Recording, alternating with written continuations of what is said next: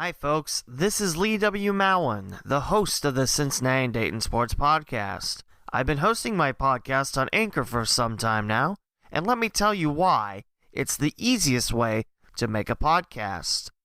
When you host with Anchor, you have creation tools that allow you to record and edit your podcast right from your computer or phone. Anchor then distributes your podcast for you so others can listen on Spotify, Apple Podcasts, and many more platforms. You can even make some money with your podcast with no minimum listenership required. And best of all, it's 100% free. It truly is the one-stop shop for those looking to start a podcast. To start, download the free Anchor app or go to anchor.fm to get started. Anchor.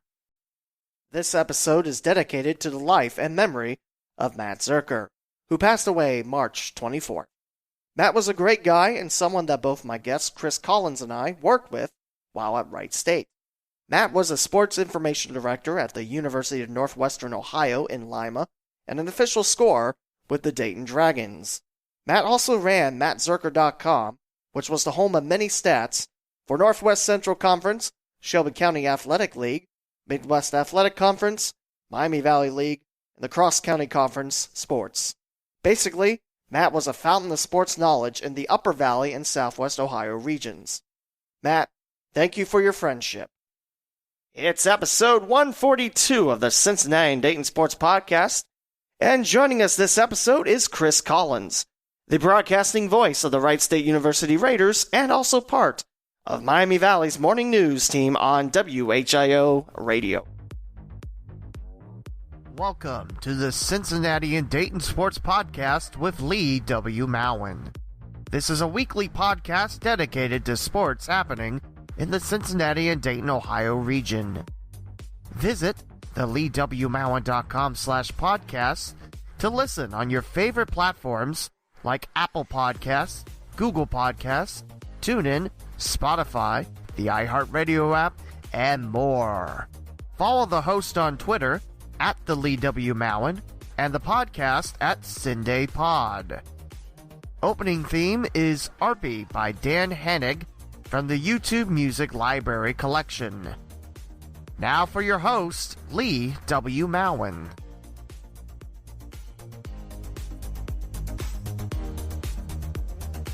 Episode 142 of the Cincinnati and Dayton Sports Podcast, and we have Chris Collins, the broadcasting voice of the Wright State University Raiders, and also part of the Miami Valley's morning news team on WHIO. Chris, how are you doing today?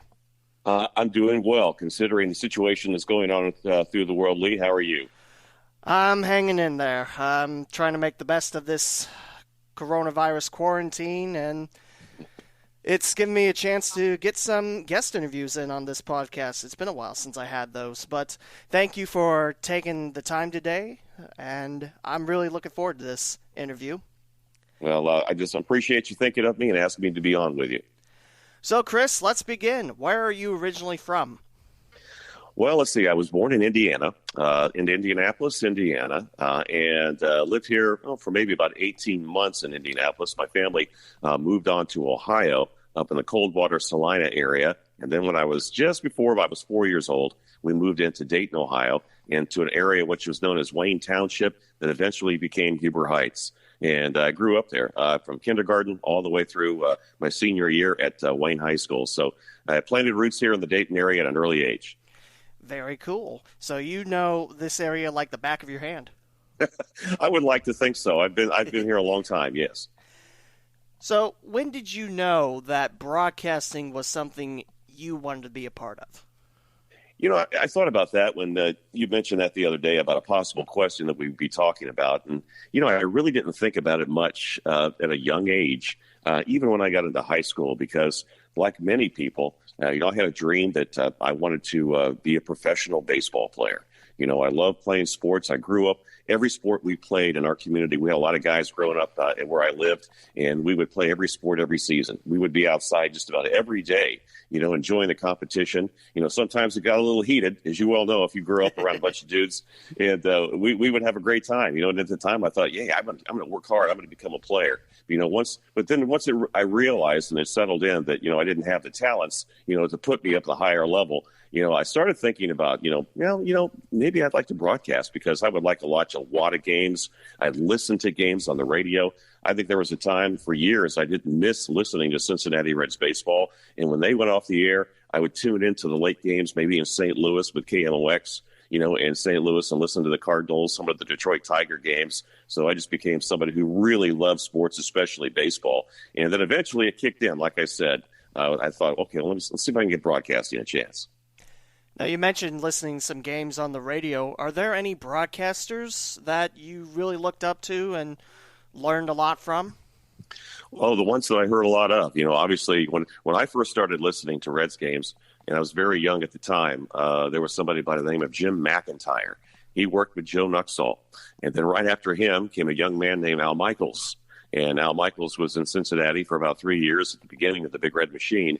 And then came Marty Brennaman. And we know what Marty was able to do in Cincinnati and all the great things. So, I've been very privileged, just like everybody else who was a Reds fan, to be able to hear some of the best broadcasters, around in baseball. In addition to, like I said, when I tuned into St. Louis, you had Jack Buck and Mike Shannon. You had, of course, Ernie Harwell in Detroit for the Tigers. So, I was very blessed to be able to hear, some of the best broadcasters in baseball history. With this start to your career, what was your first broadcasting job? Well, my first job, I started in a small station, WKTN in Kenton, Ohio. Mm-hmm. And people are saying, Canton, isn't that where the Football Hall of Fame is? No, it's not Canton. It was Kenton. It's up just about 30 miles to the east of Lima and just north of Bellefontaine in Hardin County. And I was able to begin there as a nighttime disc jockey. And at the time, they needed somebody to call the county high school football games as well as the basketball games.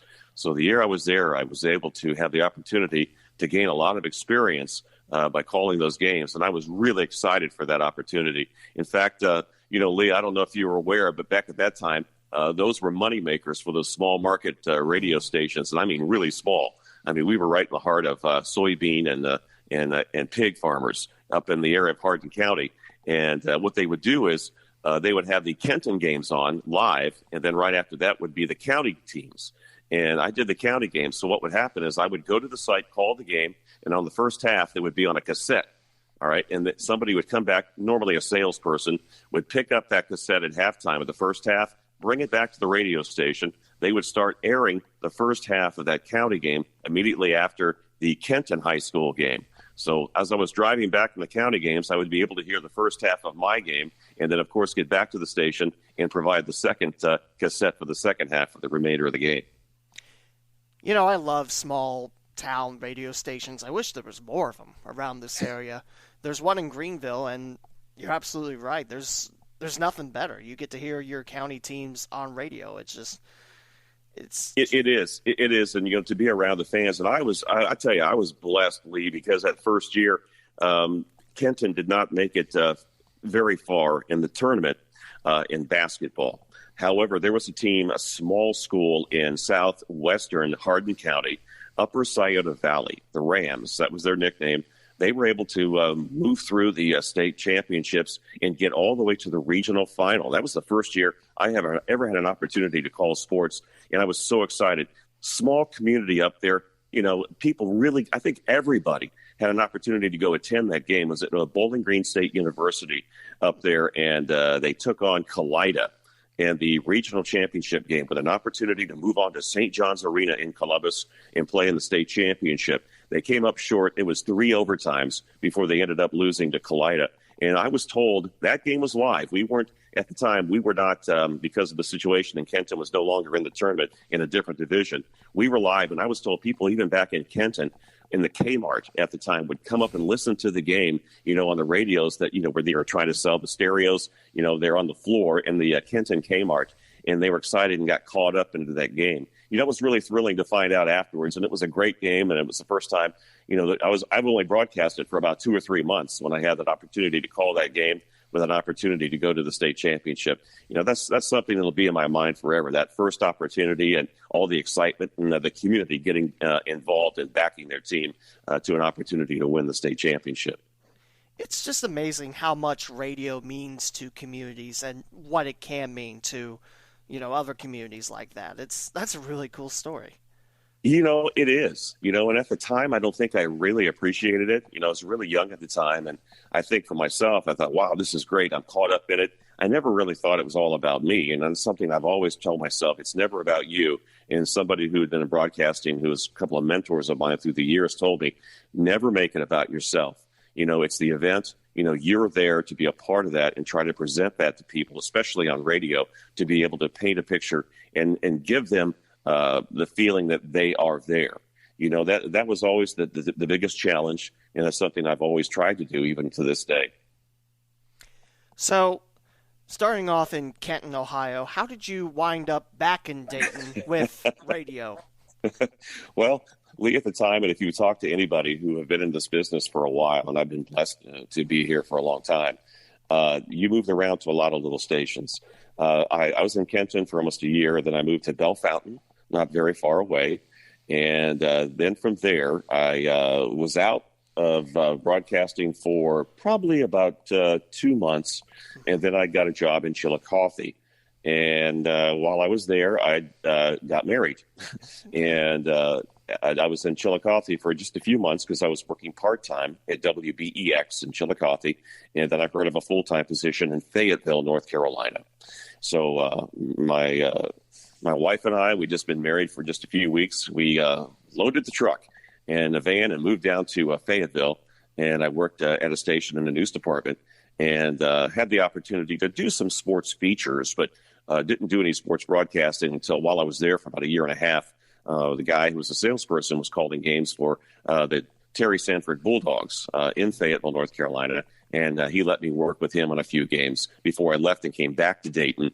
And then just to summarize quickly, came back to Dayton, worked at WAVI, WDAO in the news department, got out of the radio business again, and then went back to North Carolina to the same station in some different capacities, lived there until 1987. And then eventually I made my way back to Dayton and worked at a few stations, primarily Mix 107.7, where I was for 15 years before I came over to WHIO. Now, as far as broadcasting Wright State, I started broadcasting games back in 1997 and just completed my 23rd year.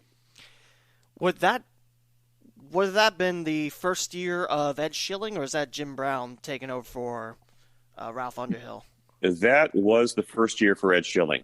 And it's interesting because about a year before that, Time Warner Cable here in Dayton was doing some of the games, and I had an opportunity to be the color announcer, the analyst, along with Tom Michaels on some of the women's Wright State games. Mm-hmm. And there was one game where he was unable to attend, so I was able to do the play-by-play, and the individual who was set up to be the analyst for me did not show up. And then what happened was, in halftime, I ran into former Wright State athletic director Mike Cusack, and he talked with me, and it's the first time I've ever met him, and he decided he came over and he was the analyst with me.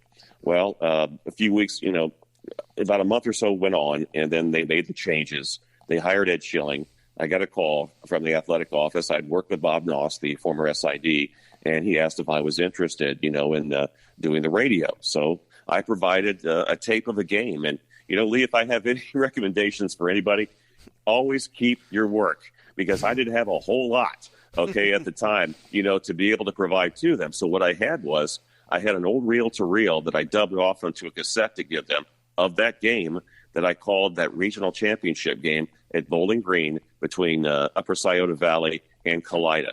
So they listened to that. They talked to me. They had a little idea of my background, and they chose me to be the radio voice of Wright State Radio. And to this day, I'm very thankful not only to Dr. Cusack and Bob Noss, but also Bob Grant for allowing me to do that. Like you mentioned, you've been there for quite a long time, and there's been lots of ups and downs, and definitely a lot of ups lately for Wright State basketball. Take me through the first full year of being the radio play-by-play man for WSU. Lee, I thought about that a few times, and I was so excited, when I got this opportunity, because I thought, it's something, one of my goals, to be able to achieve something like this and to get that opportunity. It was just like, a kid looking in a candy store.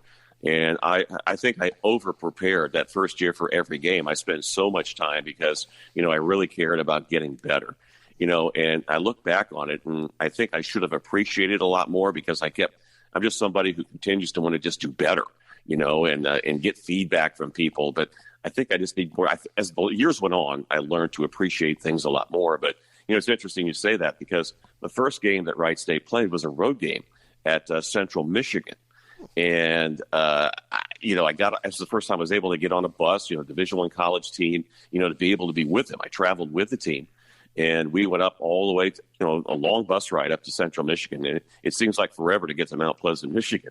So I had that experience, and then, get ready for the game. And then, what was great was the fact the team won. They were able to win a road game. And, Keon Brooks was a part of that team, Thad Burton. And the team, I thought, played extremely well. We drove back after the game. We ran into a little bit of a snowstorm throughout Michigan and then northern Ohio, but nobody cared. The music was blaring. The guys were having a great time. And it's something I had never really experienced before. And I thought, hey, it's supposed to be this way all the time. But, as the season progressed and the next few years progressed, it just didn't work out that way. The team really struggled, at times. And there was a lot of struggles, a lot of downs. There have been a lot of ups over the 23 years. And, I'd like to remember, all of the good times and, forget the bad. But you can't, because I think that's part of what makes you and the experience in which you had. And it makes me appreciate, the things that have gone well so much because of those times when things didn't go that well.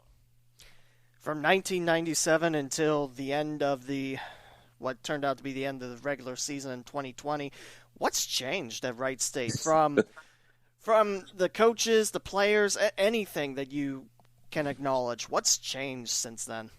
Well, Lee, I know you're a big sports fan, and you've been around it a lot, and what you're experiencing now is nothing like it was, when I started. I mean, let's face it, money has really changed the landscape of NCAA, Division I sports, especially the recruiting wars, television, how much impact that it has had on these teams, coaches.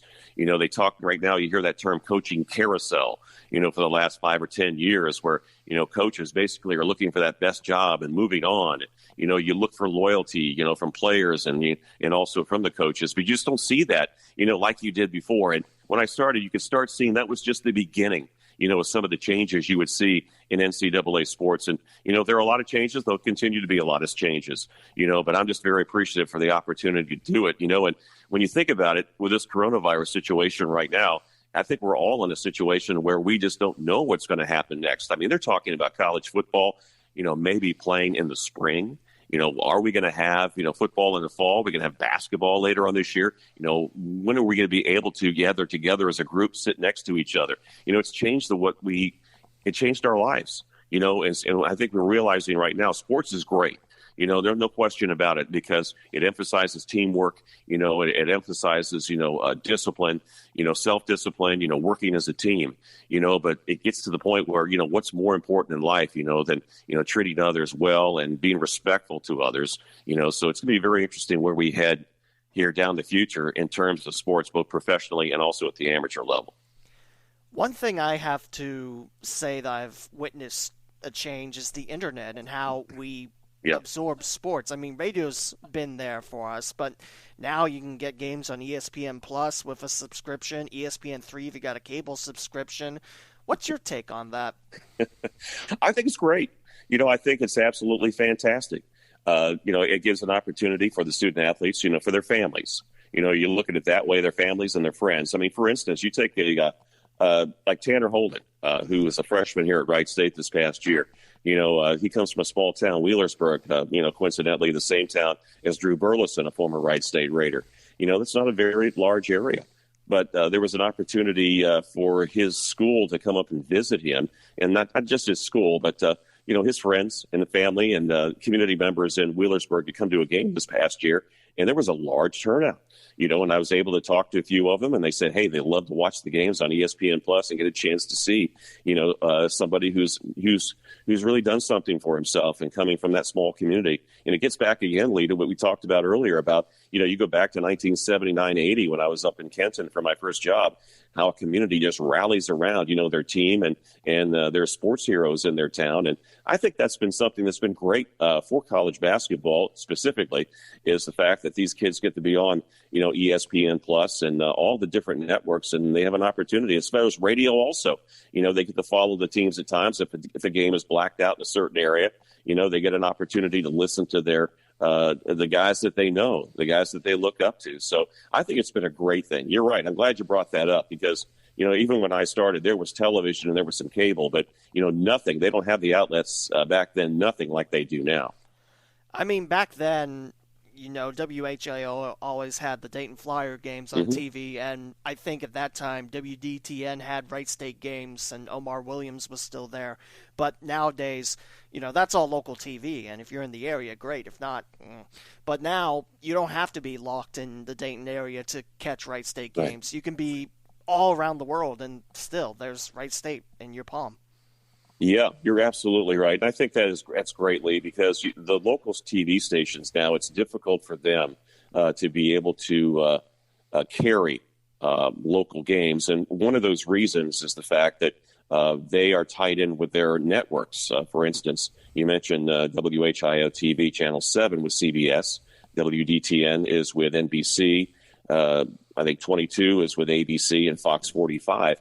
Well, they are pretty much bound to their networks to carry their primetime shows, all right? Because these networks, they go out and they sell these shows and they say, we're on so many stations around the country.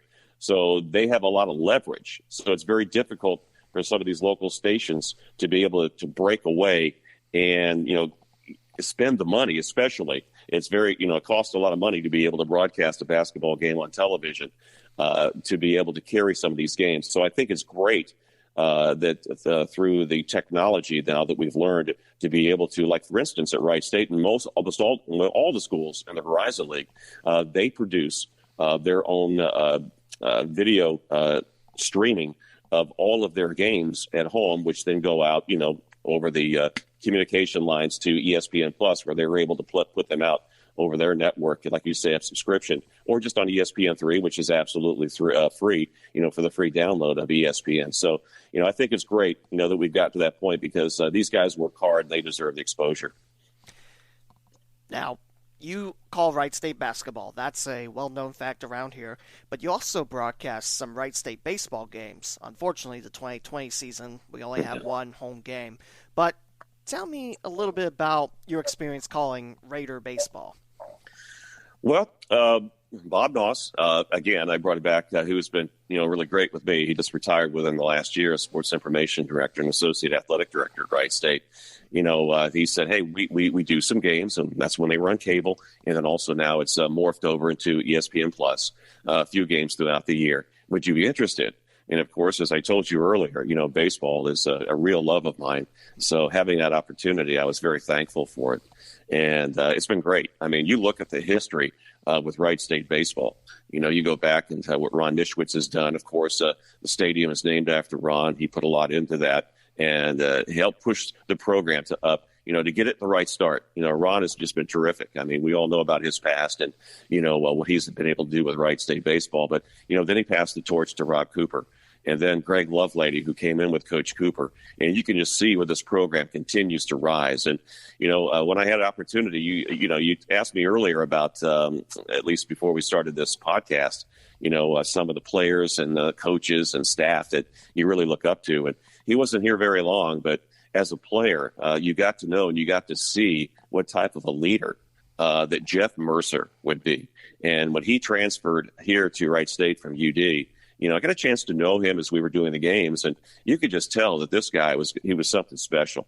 All right, maybe not moving on to Major League Baseball because of his leadership skills and his knowledge of the game and the way that he was a leader among, players. his teammates and how they looked up to him. So it's no surprise to me that, he moved on to Indiana. That's his home state. When he got that opportunity, I think everybody wished him well, and he'll continue to do well at Indiana. And of course, Alex Sogard, who is now the head coach at Wright State. So they've had a great line of coaches here. The culture is just terrific. I mean, these are guys that they go out, they develop players, and they get them to believe that, they can win at the highest level. And it's just great to be a part of that and to see that, and you look at every year, Lee, they have the opportunity. They have the first pitch banquet that was started by Coach Rob Cooper, of course, who's now at Penn State. Greg Lovelady's down at Central Florida right now as it continued on through Coach Mercer and now Coach Sogard. To see the reaction of the alumni who come back and how much pride that they have, the program that they've been a part of, over the years that started back in the 70s, that even started with a guy who does the games with me. I failed to mention, Bob Brody. He was an All-American in basketball and baseball at Wright State. And just to see the pride that all of these guys have, of the program and where it has gotten to this point, that's absolutely fantastic and a testament to them and all of those involved. Well, you kind of took my next question. I'm sorry about that, Lee. No, it's okay. It's fine. Basketball, baseball, who have been some more of your favorite staff members, coaches, players you got to interact with over the years? Because there's a lot of people since 1997. Oh, Lee, man, you put me on the spot. You're right. There have been a whole lot, and I can honestly say I don't think there has been anybody, who has been like, I'm glad he's gone. That's never, ever happened.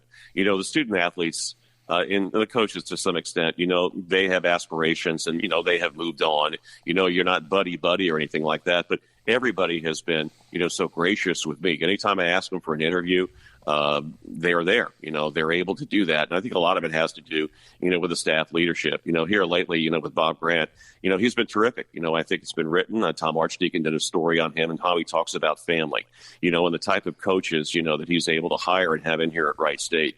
I think that says a lot. So, just being a part of that and having the opportunity to be around a lot of great people, I really cherish that, and a lot of the student athletes, some of the names that, stick out to me. Like I said, I don't want to leave anybody out because I could be talking to you for the next hour and a half, and maybe I would miss somebody because, I look at some of the basketball players that have been here. First when I got here with Keon Brooks, like I mentioned, Thad Burton, guys that didn't play that much, guys like Steve Yeagle, Ryan Gross, Brandon Parton was a freshman before he transferred out to Bowling Green, and through the years, guys, that, have just, like I said, have been great, to be around.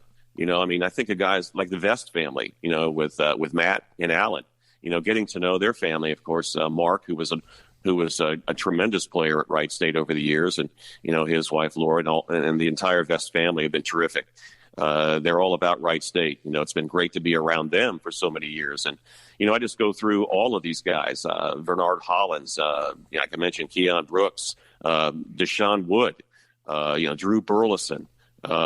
You just keep me going, and I can tell you about every single one of them and how great they've been up, through this year's team also. A guy like Loudon Love, here we've had an opportunity with Coach Nagy, who is great about allowing his student athletes to come on to his coaches shows during the season, where we get an opportunity, myself and Jim Brown, to talk to these student athletes and get to know them a little bit better, and gives them an opportunity to get behind the microphone, and see what it's like. And every single one of them have just been fantastic. And, I've appreciated the opportunity to be able to talk with them. Lee, I'm just leaving all these guys out of my head. I'm just thinking about every single one of them. And I don't want to forget about the coaches either. With Ed Schilling, he was very gracious with me. Paul Biancardi, who to this day, I still communicate with. And, of course, Brad Brownell, terrific. Last year, let me tell you about Brad Brownell when Wright State was able to go to the NIT and play Clemson.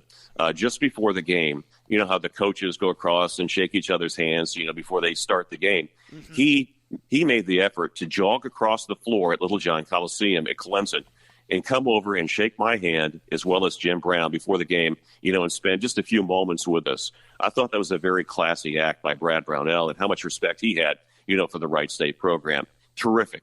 Billy Donlin, outstanding. To this day, I can still call him a friend. And Wright State is very blessed to have a guy like Scott Nagy, leading this program into the future. Drew Burleson, you mentioned a couple times. He's now a doctor around here, right? That's what I understand. Yeah, Drew.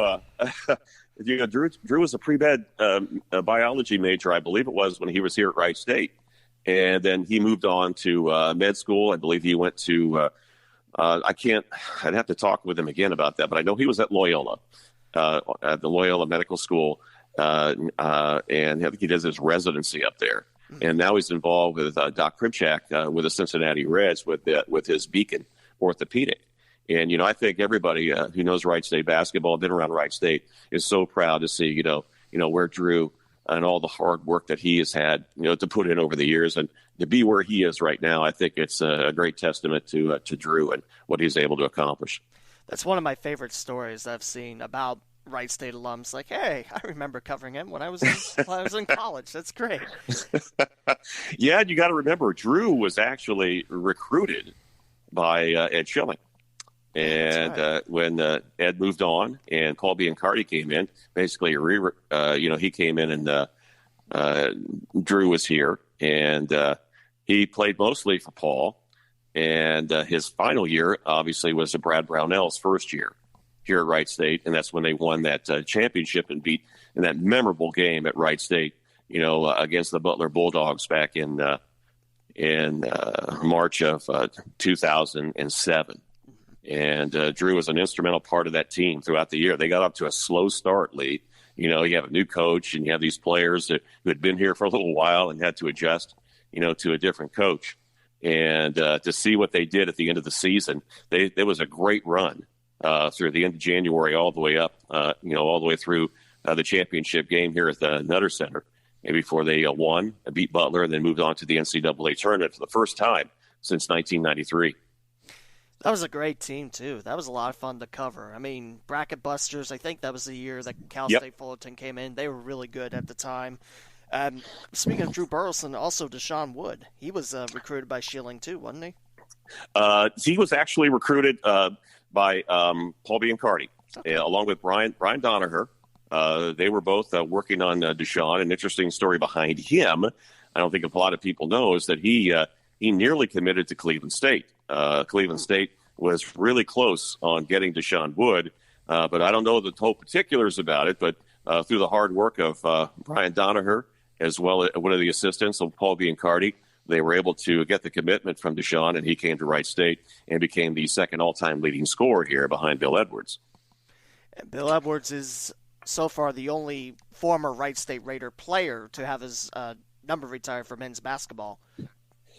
Yeah, of course, he was a few years before I started to do games, but I can remember, following the program, at the time and the job which I had, and what a tremendous player he was. And I've met him a few occasions. Of course, Jim Brown, who calls the games with me, the legendary coach at Wright State for so many years, and beloved by everybody in the Wright State community. He just tells me about the great ability that Bill Edwards had. And, you see those numbers, Lee. I mean, if you look at the numbers that he put up, not only scoring, but also rebounding, and like Coach Brown told me, he says, what a competitor also.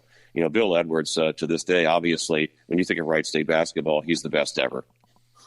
Before I touch up on the next question, I mean, Jim Brown, Bob Grody, two names you mentioned as color commentators, they're excellent representatives of Wright State University as a whole. I mean, the knowledge they have of Wright State, growing up from the ground up and still being part of the community, that's awesome. And Lee, the key word right there is, like you said, the phrase is from the ground up, because basically, I mean, Jim Brown was here from the inception.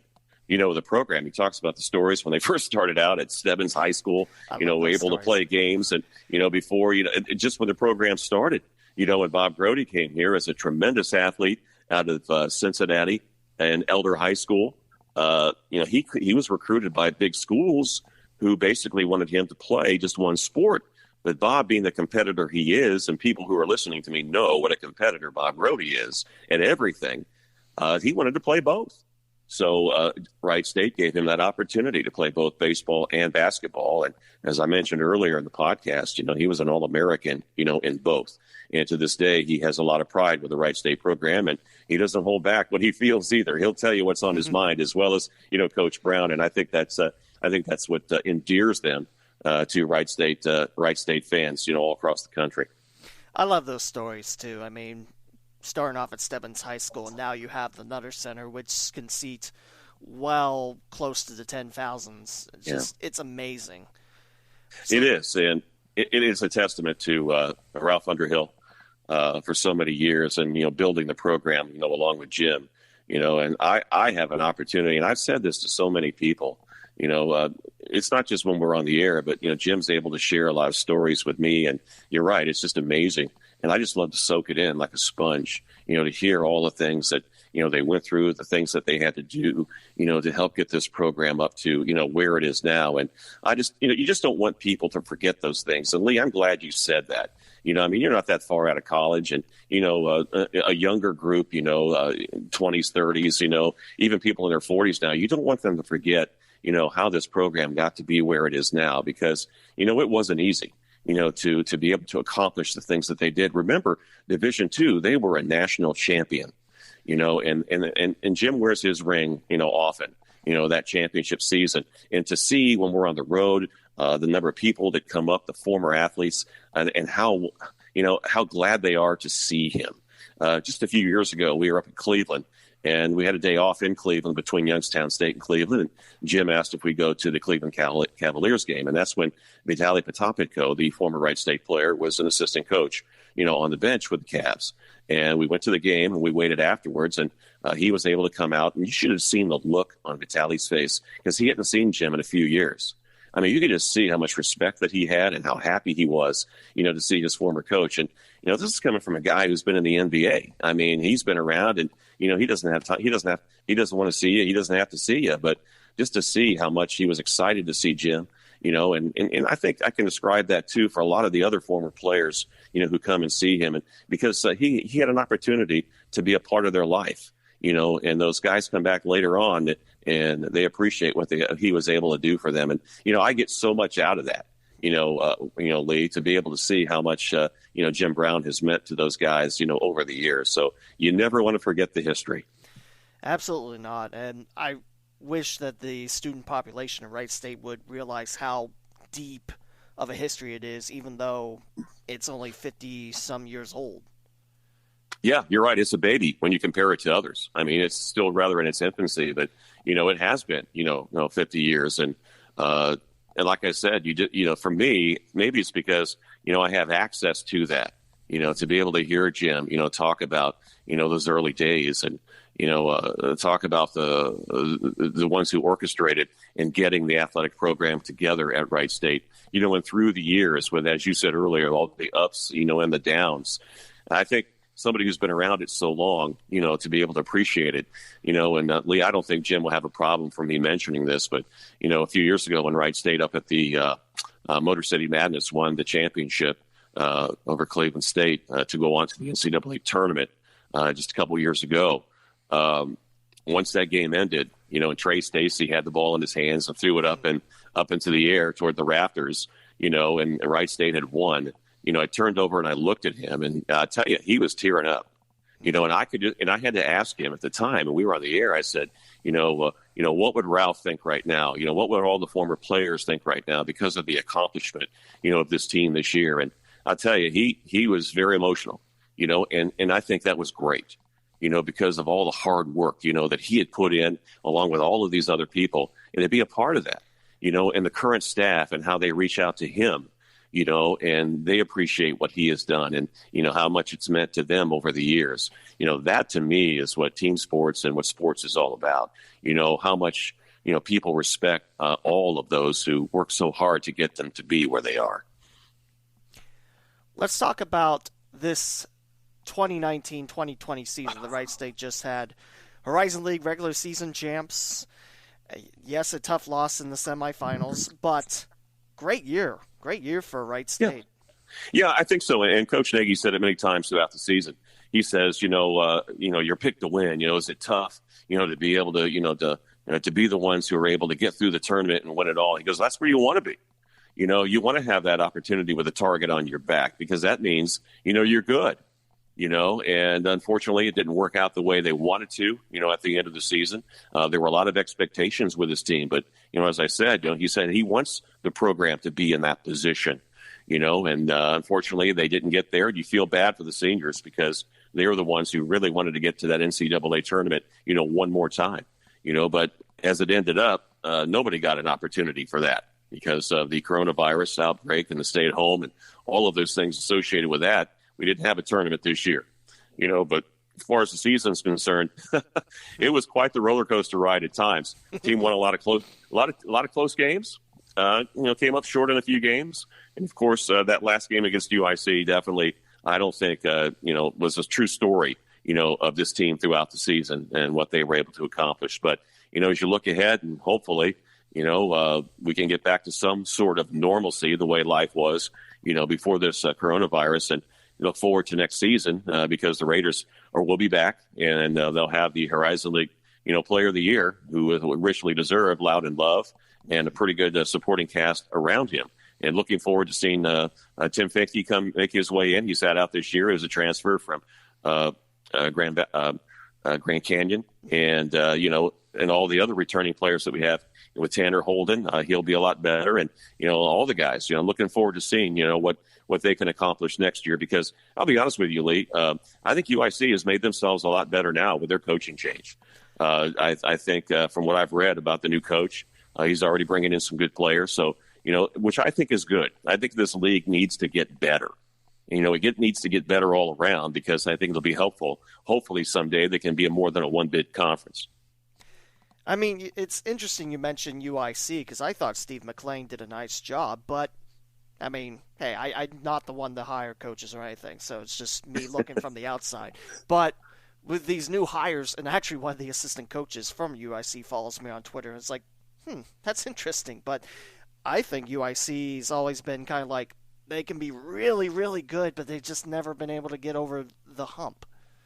No, and they're in the shadows of a big city, and the fact that the Horizon League, I think at the time when Butler, Loyola, and even Valparaiso to some point had been in the league, I think there was opportunities to have a two-bid league at times, especially when the Butler Bulldogs were here. So now the league, when at least you look at the numbers and they don't lie, it's not where it used to be. I can remember when, like I said, when Butler was in the league, they were 9th and 10th rated RPI, in the country, but now they've, dropped down to 13 to 16, conference in the country, and that makes it, really difficult. A lot of that has to do with scheduling, and, we won't really get into that. that's well beyond, my pay grade, and it's difficult to schedule, and that's one of the toughest things for coaches to do.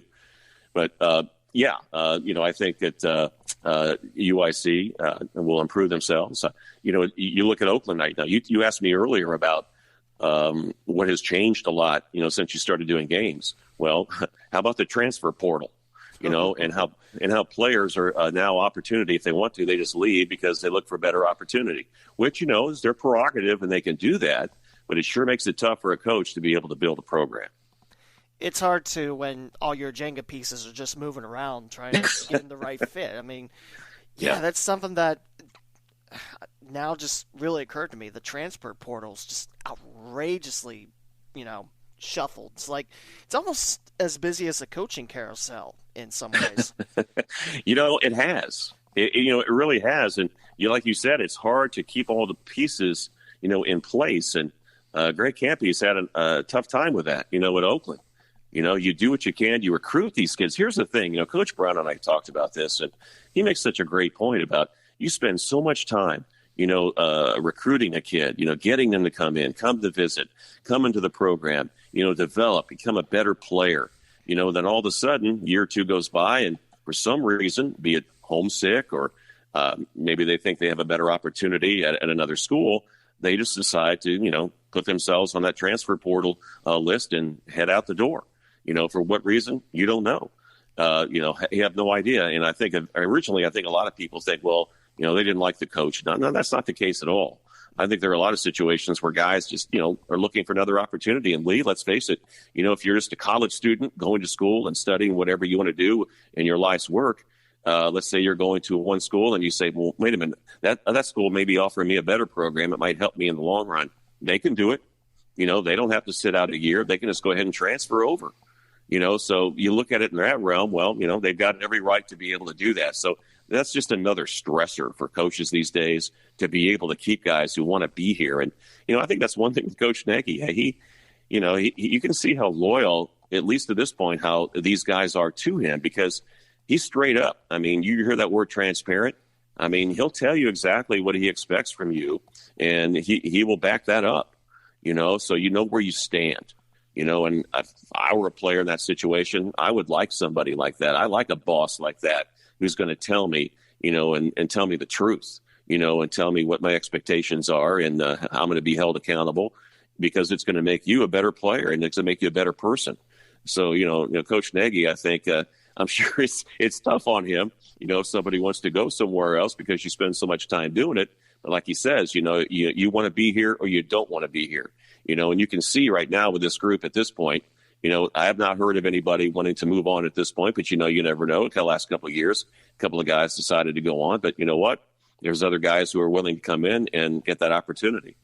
So I think that's another reason why I think Wright State's in good hands right now because, they have a leader who has assistant coaches with him, continuity here, that I think players respect that and they want to be here with them. If you look at Scott Nagy's last stop, what was it, South Dakota or South Dakota State? South Dakota State. Okay. Yep, the Jackrabbits. There's too many South Dakotas, the two that I mentioned. No, but he was there for 21 years. Yeah, so that's right. Definitely loyalty aspect there. Absolutely, you're right. That's unusual. You just don't see a lot of that. And for a lot of the folks who have been around the Wild League, there was a manager for the Los Angeles Dodgers who signed 1-year contracts for 20 plus years or whatever. Walt Alston, who is from Dartown, Ohio, which is over there by Miami University. 1 year at a time. And he was loyal to the Dodger program. Before Tommy Lasorda came in. So there are guys that are still like that. Some people are comfortable, but in today's game, like you say, there's so many. It's difficult to find someone like that now because you got to be able to make the money when you can because the expectations from alumni and all the fans, that's just one stressor, not in addition to trying to have 18 to 22-year-olds control, your life's work. That makes it very difficult. So there's a lot of time between now and the start of the basketball season if the coronavirus doesn't wipe that out. Let's hope not. But 2020, 2021, what are your expectations for this Wright State squad and the Horizon League in general? Lee, I think they're right up there. I mean, I think I wouldn't be surprised to see if they're going to be picked again because, they have such a force in Loud and Love. I mean, everything goes through him, and he'll be a fifth-year senior.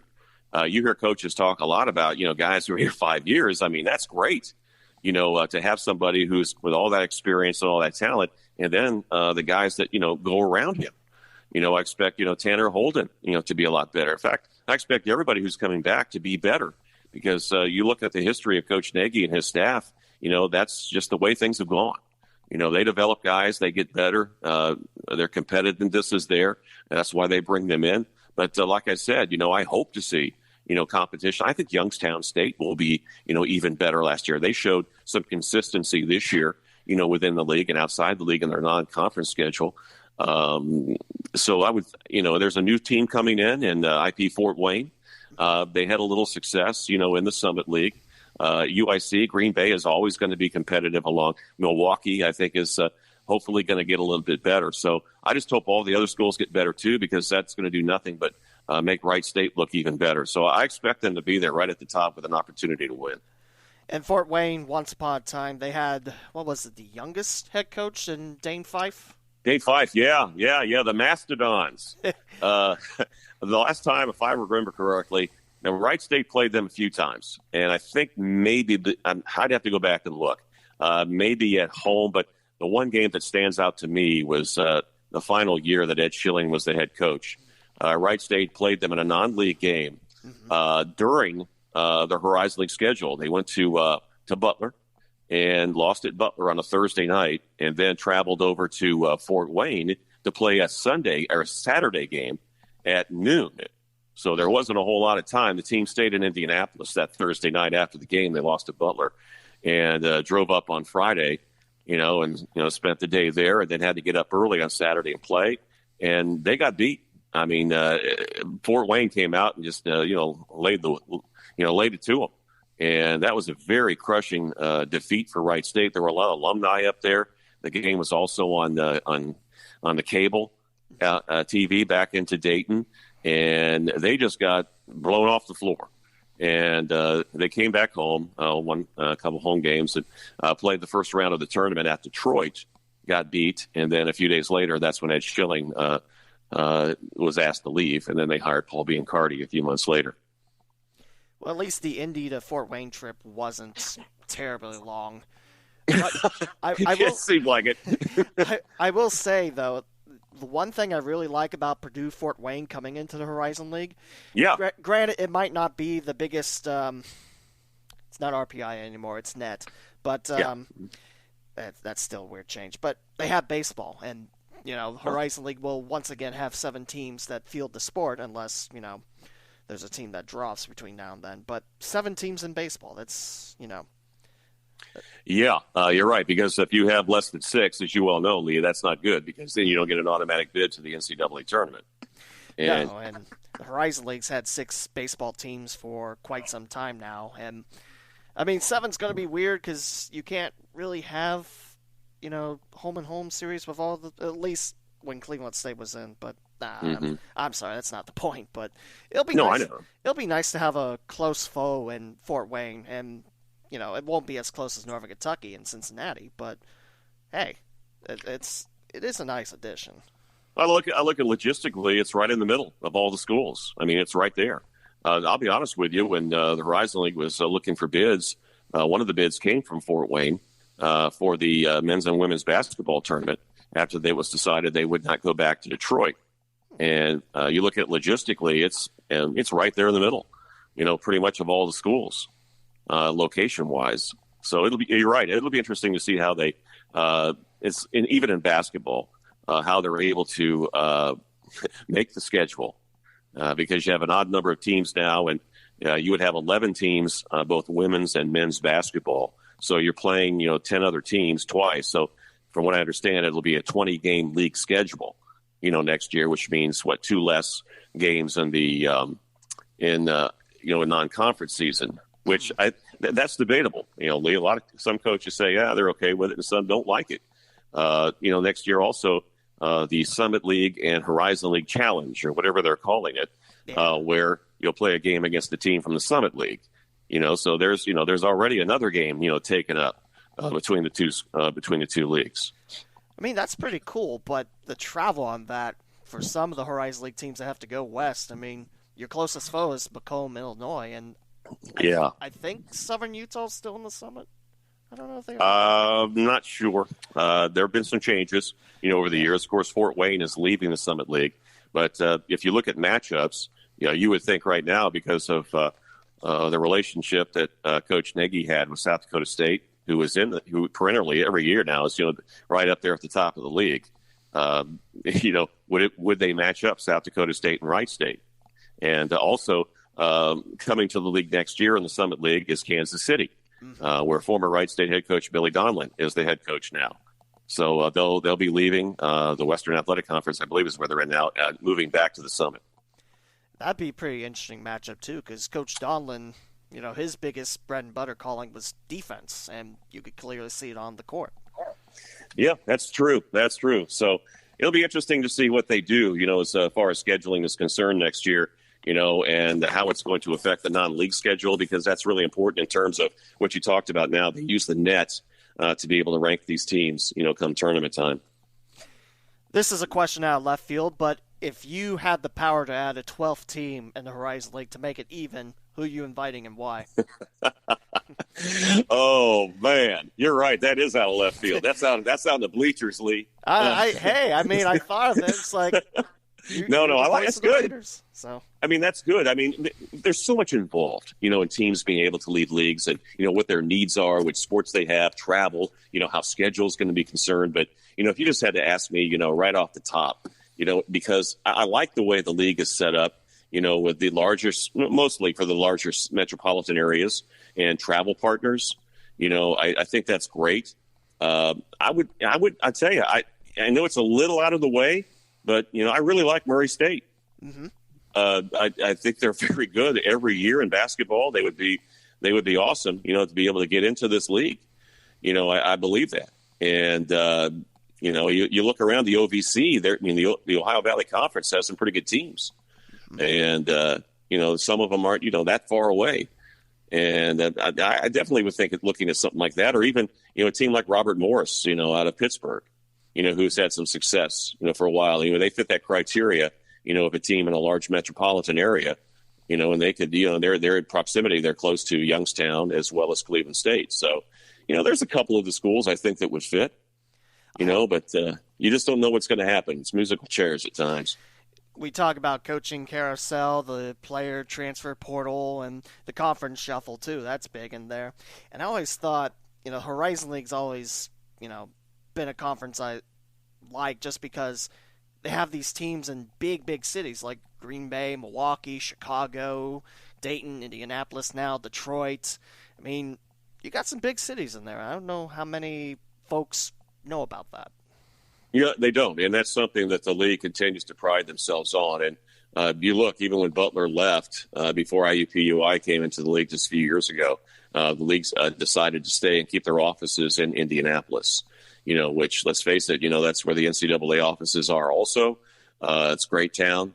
Heck, I was born there, so, I have a lot of good things to say about Indianapolis, but the big cities is something that they promote, an opportunity. But then again, you can get lost in the shuffle, at times. Mm-hmm. For years, Butler was in the shadows of Indiana University, Purdue, a lot of the other schools in Notre Dame in the state of Indiana. But until Gordon Hayward and Shelvin Mack and company showed up, along with Brad Stevens, and they went to back-to-back Final Fours, that got them some national notoriety, and they took advantage of it, moved to the Atlantic 10 for 1 year, and then moved on to the Big East, where they're able to pull in, big TV money from Fox, to really help their program overall. So, it's about being at the right place at the right time and having the individuals who, are there on your team to get you to a point to where, you get that opportunity to move on.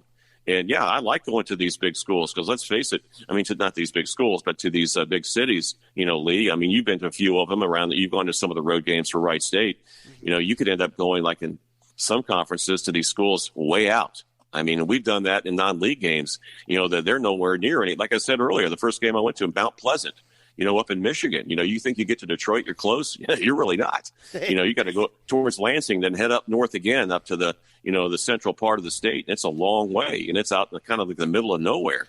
So, we're very fortunate to have these teams in larger market areas, and, you don't feel like, you're out in a cornfield somewhere. But it's Mount Pleasant. That's a great name for a town, am I right? And a tremendous history too. They've had an outstanding, baseball programs, football. They have had some great teams, over the years in the Mid-American Conference. Believe me, it's out there a long way to get there, but they have been a great, NCAA school over the years. And in fact, Lee, somebody I'm sure you looked up to too, as far as broadcasters, who started there and went there? Dick Enberg. As a Central Michigan guy. That's right. I forgot about that. There you go. Yeah, absolutely. So outside Wright State and outside WHIO, and you touched on this in the beginning about your beginning in broadcasting, what else have you done in your career? Oh, man. Am I ashamed to mention this or not? No, I'm not. You have to do what you got to do. Okay? Yeah. Like I said, when we got married, we had next to nothing. My wife had a little girl who was 9 months old at the time, and we knew each other 3 months, and we got married, and I adopted her, a few years later.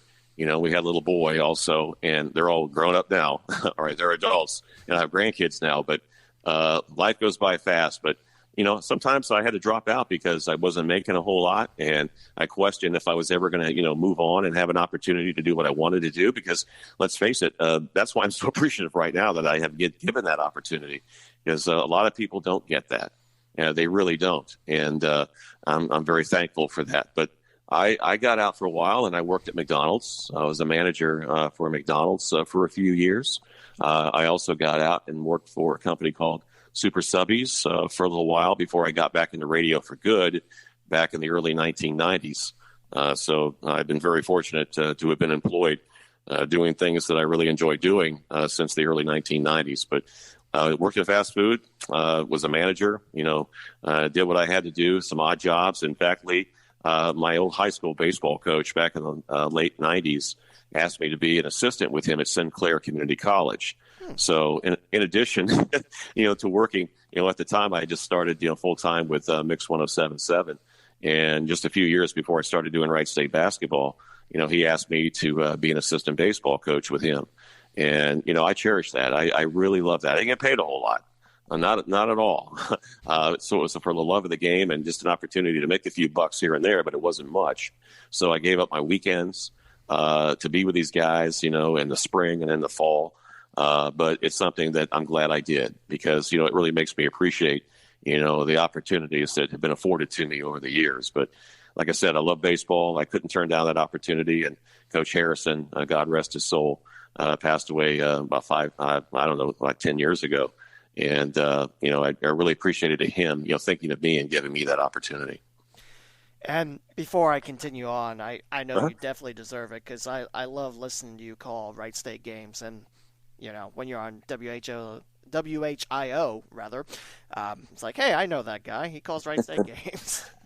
Well, I appreciate that, Lee. Thank you. That means a lot. Now, also, you mentioned someone that helped you out and who's passed away. There's also someone I want to bring up on this episode, Matt Zerker. He passed away last week, 2 weeks ago now, but definitely a guy that got things done at Wright State and Northwestern Ohio when he got that job, and at the Dragons too. He was an official scorer, so it was a lot of fun being in the same room with him talking ball. So, Lee, I'm glad you brought that up. And Matt's somebody who doesn't like to be talked about, as you well know. You worked with him for a long time, and when I learned of his passing, I was shocked, like everybody was. But Matt's the kind of guy who he's a perfectionist. Loves sports. You ask him any question, trivia. You ask him any question about stats. I mean, he instantly had an answer for you. And if he didn't, he looked it up and he got it quickly. And he was able to help you out. That's all he wanted to do. From my standpoint, calling games or whatever, if you had a question, you asked Matt, he was able to deliver. And he never wanted to take credit for anything. He never did. He didn't want to make a big issue about himself either.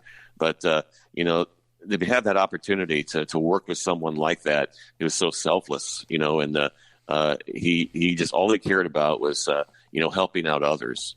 And it's just so tragic, we know what happened to him and he was taken from us, but, he'll always, the memories, you never know what impact he's had, on some of the people whose lives that he's touched, while he was here on this earth. He was a great dude. I mean, he helped me out a lot when I worked at Wright State and the Dragons.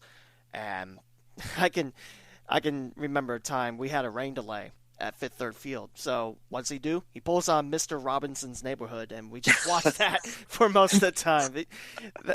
He was a great dude. And there was one last soccer game of the year at Wright State. He brings up this hot tray of meatballs and everything. He feeds everyone in the press box. It's like, that dude's awesome. And well, he just cares about, he cared about people. He did. And, he was fiery at times, because, he wanted to get things right.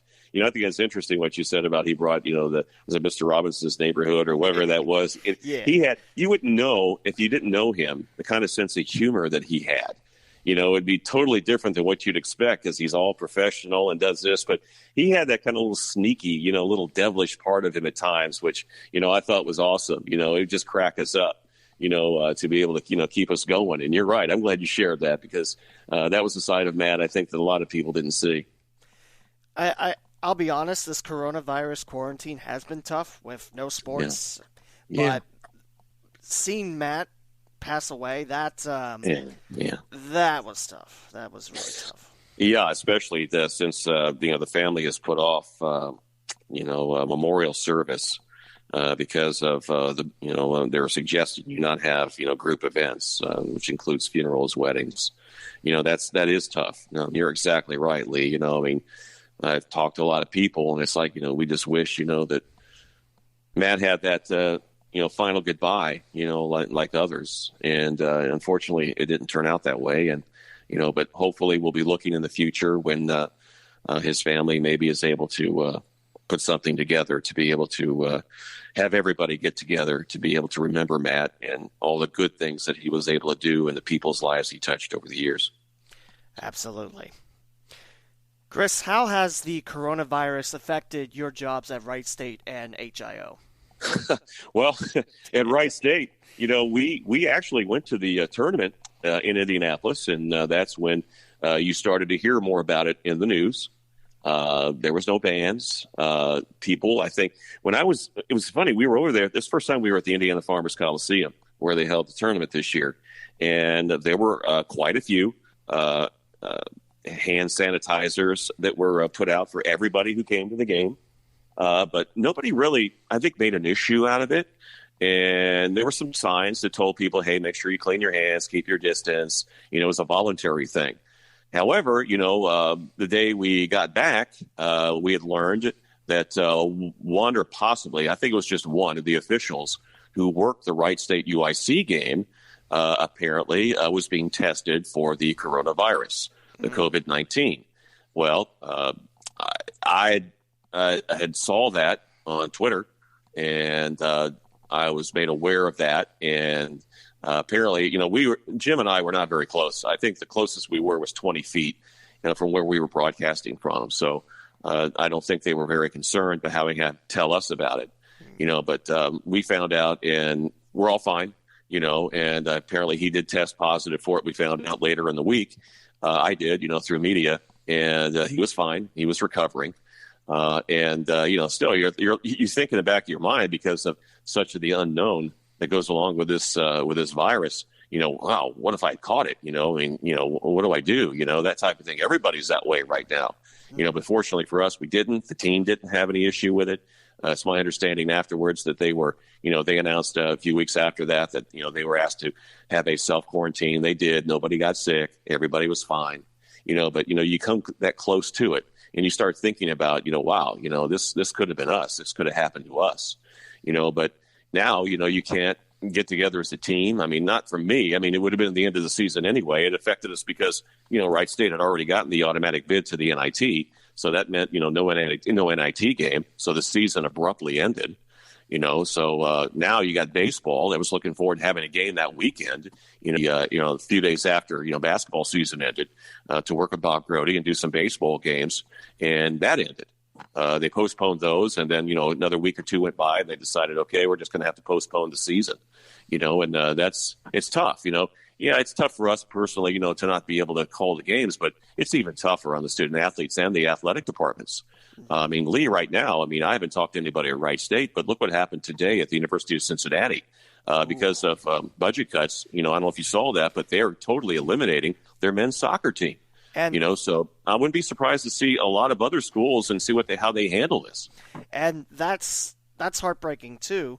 Although a week or so ago, Hilton Days, who is a Wright State great in soccer, both men's and women's, as coach, he left, and then bam, today men's soccer gets canned at UC. And I wasn't going to talk about it because I wasn't sure how big of a soccer fan you were, but man, that stings, especially since how soccer heavy Cincinnati is.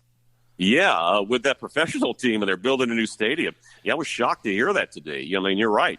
I don't follow soccer as much as you do, but I have an idea what's going on down there. And you look at the crowds that they were able to attract, for FC Cincinnati, and then to see a program, a university like Cincinnati in a big league, the American Conference, decide to just totally call it. I mean, that was an eye-opener. Yeah, and that stings, too, because Wright State and Cincinnati, they had home-and-home series for quite some time. It was always cool to announce Hilton Days as the head coach at UC because, hey, I know you. You played here, you coached here, and you're a great at Wright State. And now just seeing that happen, that's crushing, and especially for the student-athletes. I mean, luckily, if they stay at UC, they'll still get their scholarship, or if they want to transfer out, there's no wait there. But at the same time, it still hurts. Yeah, I mean, that school's it's been around a long time, and it's been interesting to see why, they were put on the chopping block, compared to other things. Of course, you have Title IX, that you have to deal with. But, as a side note, though, Lee, I'm glad you mentioned Hilton Days because when he was at Wright State, when he left, he actually sent me a personal note. Had done an interview with him, and we had talked a few times, and it was very, very nice and encouraging, what he left with me. And it just showed you, what a class guy he was, I mean, again, you asked me about all the staff and student athletes, been around basketball and been around baseball, but, had an opportunity to be with a lot of all the other coaches. And, he is just a class act, and it's, I don't know where he's ended up right now. Maybe you can tell me, after he left Cincinnati, what he's going to be doing. But, I mean, he is just one of the best. I haven't witnessed anything. There's a little part of me that'd like to have him come back to Wright State as assistant coach because Jake Slumker's done a very nice job with the men's soccer program. But, I don't know. And while we're on soccer, Greg Andrulis, he was head coach at Wright State and one of the first coaches for the Columbus Crew. When I saw he left George Mason, that made me sad because I announced at UD too for men's soccer, and George Mason, I think, was scheduled to come in 2020 to Beaujon. And I saw that. It's like, oh, that made me sad too. It's like, I'm not going to see Andrulis. Now it's just this, this coach I don't really know about. So name of the game now, you just don't know. You just coaches move on, and for whatever reason, it's it's unfortunate. Yeah, sorry to hear that, Lee. I know you were looking forward to that. It's all right. I mean, stuff happens, but it was always cool because hey, you coached over at Wright State, and you were one of the first coaching staffs with the Crew. I mean, that was huge. I mean, he left Wright State to take that job in Columbus, so I always liked that part. So does FC Cincinnati have a coach? I know they went through a lot of changes here, even during the offseason. They're still looking. I forget who they're looking at. It's a former Manchester United defender. Oh, okay. But their coach that they were banking on from the Netherlands, he got. Well, actually, I think he walked away from FC Cincinnati because of the racial slur he said. But they're still looking, and I saw something the other day on that. It's like, that's right. FC Cincinnati doesn't have a full-time head coach yet. So they're in the Major League Soccer League or whatever they call that in MLS. And let me ask you this question, because I mean you know more about this than I do. What plans are they making, if any, because of this coronavirus and not able to meet in crowds because it won't be long before their season starts. I was looking at the other day, MOS is pushing it back past mid-May now, so they're still wanting to play. But, I mean, if you ever go to an MOS game, I mean, you see the supporter groups of the Crew and FC Cincinnati. It's marvelous. It's just so amazing to me what FC Cincinnati's accomplished in their short time in Cincinnati, Ohio, USA. Yeah, it's pretty amazing. I saw those crowds, the sellouts in Cincinnati at UC at Nippert Stadium, and what they'll play. They're scheduled to play there this year, and then they move into their new stadium the following season. Yep, and they actually shared a social media post about the process on the West End Stadium, and I think that's going to be a beautiful field. I mean, granted, the politics behind all that, removing some of the churches, is Stargell Stadium, the stadium they tore down, going to be up, and apparently it wasn't for last. Well, it wasn't to begin last year's high school football season, but they eventually got the new one open. But good. Well, good for them. Yeah. So I did not expect to talk soccer. I'll be honest with you. Lee, you're a sports guy, man. You're doing it all right now. I love sports. I mean, I know you do. Is soccer a sport you want to broadcast at Wright State? Because you do basketball, you do baseball, but is there any sport you really want to do that you don't get to do? Well, I'm like you, love a lot of sports, and it was a learning experience for me because Wright State in the past, like I said, when I first started, doing the basketball and baseball, we also did a few sorted games of men's, women's soccer, volleyball. So I had an opportunity to do those for a few years, and I'll be honest with you, I didn't do a lot of that, and it gave me a little bit of experience and some insight, into those sports, and I really enjoyed it when I had that opportunity, Lee. I mean, it's a lot of fun. I could tell you if you got a minute, I can tell you a fun story. I think it was last season. Wright State's hosting Duquesne, and I have the call on ESPN Plus, I think. It might have been. Okay. And I interviewed Joylyn Brown during the second half, and Wright State scores 3 goals in that. It's like, I didn't see what happened. I'm glad I'm in this interview. And then after the interview's over, Duquesne scores a couple goals to close out the contest. It's like, why couldn't they score when I was talking to Joylin? And, Wright State score when, I'm focused on the field. But I love that story. It's a really good interview that Joylin and I had. She is. Yeah, you talk about green and gold in your blood.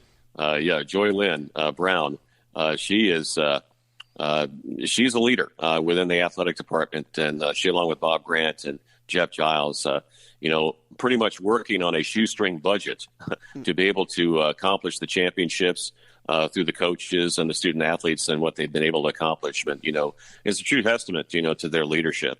And I think Wright State's glad. I mean, they're very, very lucky to have her. I mean, she was a volleyball player, then the head coach of volleyball, and now she's helping oversee the entire athletic department. It's really cool. It's really neat to think about. Yep. Yeah, Joylin's terrific. Speaking of Wright State sports and all sports locally, what's some of your favorite things about the sports scene in Dayton, Ohio? Well, I grew up, and of course, you follow the sports guys. You mentioned them earlier, Omar Williams, because like I said, we in my neighborhood, we played every sport, whatever season it was. So we would try to stay up to date on what was going on. And you had some great TV sportscasters like Omar Williams, Tom Hamlin, on WHIO for so many years, to be able to bring you, what is it in sports? Ohio State, University of Dayton basketball, grew up with that. I had a brush with greatness when I was just a youngster, Lee, back when Don May was playing at Dayton, and he went to the Kroger store in Huber Heights. It wasn't Huber Heights yet. It was Wayne Township. And it was up there on Chambersburg Road. And he was there for an appearance. I believe it was for Pepsi. I'm not quite sure. But, I was able to, kind of like go up there in a crowd of people while he was there, and shake his hand, and I was in grade school, at the time. I was maybe, 9 years old, and our parents took us up there because, one of the University of Dayton players was up there. And I'll never forget that. I mean, it was a big deal, and, we could go talk about it, and we'd play every sport and, really get behind the local teams, like, UD at the time, and Ohio State football, and of course, Cincinnati Reds. And at the time, I had a lot of people that at football season were Cleveland Browns fans. Mm-hmm. But for some reason, the Browns were on TV all the time, and I don't know if I was just being obstinate or not. I didn't really care for them. All right. So what did I do? I became a front runner. When I started following, when I was like 8 or 9 years old, they had the first Super Bowl, and I became a Green Bay Packers fan because, they won Super Bowl 1 and 2, over Kansas City and then Oakland. So I pretty much stuck with them over the years, and I've been a Packer fan because of that. I think Wright State got their colors and name because the Oakland Raiders and Green Bay Packers. I almost said Phoenix there. Whoa. But I read that somewhere. I don't know how true it is, but I always loved that note as well. I think you're right, because I've heard the same thing. The guy to go to, I think, would be one of the great fans at Wright State. That's Terry Bogan. Mm-hmm. Terry was going to school at the time, and I believe he had told me that at one time. And I need to get back with Terry and ask him if, in fact, that were true. But I think you're right on there, Lee. I think you're right. For those interested in becoming a broadcaster, whether it be play-by-play, in the newsroom, in the field in general, you mentioned a couple of words in the beginning, but for those trying to get in the field, struggling to get in the field, what advice can you give people? You hear it all the time. Even in the entertainment business, Lee, you do what you have to do. Sometimes you have to leave your ego at the door, and if you see an opportunity, even to be a producer, a board operator, or whatever, because there aren't as many jobs, I'll be honest with you, in this business because of technology, is one reason out there. There aren't that many opportunities. So once you see that you have an opportunity to do something, even at an entry-level position, if you really want to do it, you do it. And you go for it, you try to learn, and when you get there, continue to get better and better, ask questions, try to work yourself into a different position.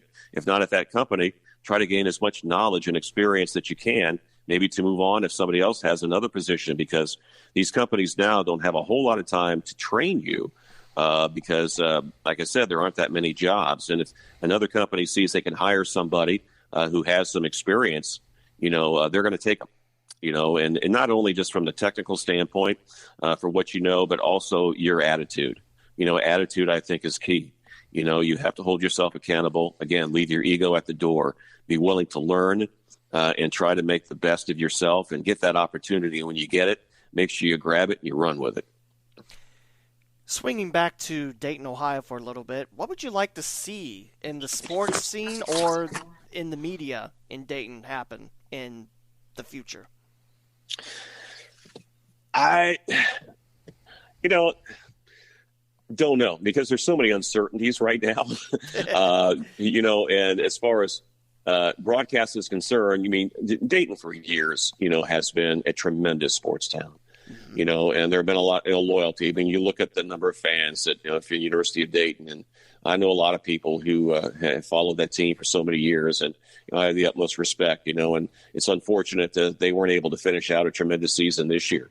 And then my relationship with Wright State and the great program that they have, that Coach Brown has been a part of so many years, and to be able to learn, all the things that went into getting them to where they are right now, to me, that just, it's just a lot of pride there, in the sports here, not just basketball, but the number of professional athletes who have moved on, in, Major League Baseball, professional football, like a Keith Byers here locally, and a lot of these names, I don't want to forget anybody, but they've moved on and they play professional sports. Dayton's, it's been a hotbed, for some terrific athletes who have moved on and made a name for themselves. And Mike Schmidt comes to mind. He was from here, Dayton, went to Ohio University. Steve Yeager, those some of the older names. Back when I was before I was in high school, even I knew about these guys because local sports would cover them. But it's just unfortunate now that you see high school sports where I think I'm generalizing right now, Lee, but I'll get off my soapbox, I guess. But some parents, they have the expectation that, their kid is going to get a scholarship. My experience would be, don't ever think that, because that puts a lot of pressure, on your kids. Sports should be fun, and the opportunity to be a part of a team, and learn those abilities of, being accountable, for being somebody who works hard and who is able to be, given that opportunity because of your hard work. That's what they should learn. It's a learning experience rather than, they got to do all this and spend all this money to be able to, make sure they have a college scholarship. That's what, I don't know. If I had to tell somebody how I thought, that's what they should do. And I think for the most part, I believe most people think that way, but there are some that, think that that's the only way. And really all you're doing is you're setting yourself up, for rejection. Then what do you do? What is your plan B? Do you've worked all that way, then all of a sudden it's over, and some people aren't able to handle that. So, I just think, sports in general should be, learning about different aspects of your life, being a part of a team, winning and losing as a team, what you've learned, what you can do to make yourself better, than, being in the lights all the time and, being there for a, with a hat, which school you're going to go to or what pro team you're going to go to. I'm not really into that thing, because, I'm glad for these kids who have that opportunity, but it's such a small percentage. That's what I would like to see, from a local sports standpoint. And also, I'd like to see more local coverage, of these kids and what they're able to accomplish, not only on the field, but what's going on in their life and what they think, to be able to participate in a state event. Think about that. Think about the kids who are juniors. All of it, especially the seniors this year in high school, not being able to participate, in the winter sports championships here in Ohio. And it looks like it'll probably be that way in the spring sports too, and then for kids who are juniors and sophomores, that's a whole year gone from an opportunity to be part of a team. Those are the things that, wow, it's really tough. It's a gut punch, Lee, to be able to see these high school athletes, who are looking forward to their seasons, not being able to participate because of this. But, there are things bigger in life that control us, and that's something that they're learning. And, you hope that they have, and you hope people are able to battle through this and we get those opportunities back here soon. I hope so too. Personally, I know I work in a lot of sports and I want to see them back, but yep. The athletes and, the communities, that's where it's hitting hardest on there. And going back to what you want to see, it's like the advice you gave, leave your ego at the door type of thing. Yep. You have to. It's tough. And I really like that piece of advice as well. So, Chris, how can people follow you and your work on social media? Well, let's see. I'm on Facebook, at Chris Collins, and also on Twitter at Chris Collins 381. People probably wonder, Chris Collins is that's a pretty common name. So I had to find something with a number after it. That's the month and the year that I got married. So those are numbers I'll never forget. Okay, hey, I love that. Yeah, 381. So that's the Twitter handle, and also on Facebook. Okay. Do you have any final words before we wrap up episode 142? No, Lee, I just want to thank you for this opportunity. It's just like we had a little phone call together. Be able to catch up. I know we see each other at a lot of the games and have an opportunity to say hello, but I really appreciate you giving me the time and be able to share a few things with you. And thank you very much. And continued success to you and best of luck. Thank you, Chris. Thank you for sharing your time with me and being part of my podcast, because that's my main goal of this podcast, to, make sure people know how great Cincinnati and Dayton sports really are. And you're definitely part of the fabric of it because you're a voice of a D1 school in town. So, yeah, it's something I'm very, very thankful for, Lee. And thank you very much. I really appreciate the time. Thanks, sir.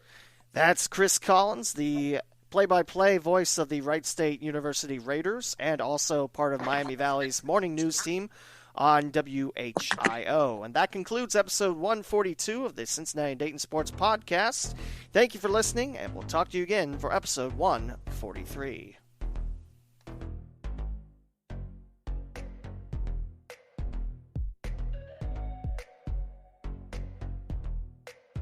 Thank you for listening to another episode of the Cincinnati and Dayton Sports Podcast with Lee W. Mowen. To subscribe to the podcast, please visit the leewmowen.com/podcast.